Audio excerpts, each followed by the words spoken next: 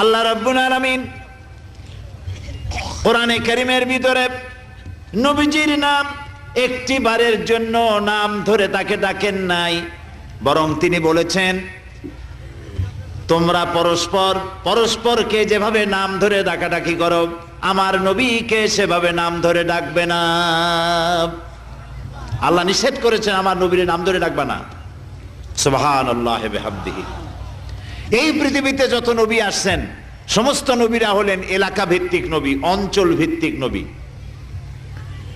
এক এক এলাকার, নূহ আলাইহিস সালাম এক এলাকার, মুসা আলাইহিস সালাম আলাক এলাকার, দাউদ আলাইহিস সালাম আরাক এলাকার, এরকম এলাকা ভাগ ভাগ করা। কিন্তু মুহাম্মদ সাল্লাল্লাহু আলাইহি ওয়াসাল্লামকে আল্লাহ রাব্বুল আলামিন কোন এলাকার জন্য নবী বানান নাই।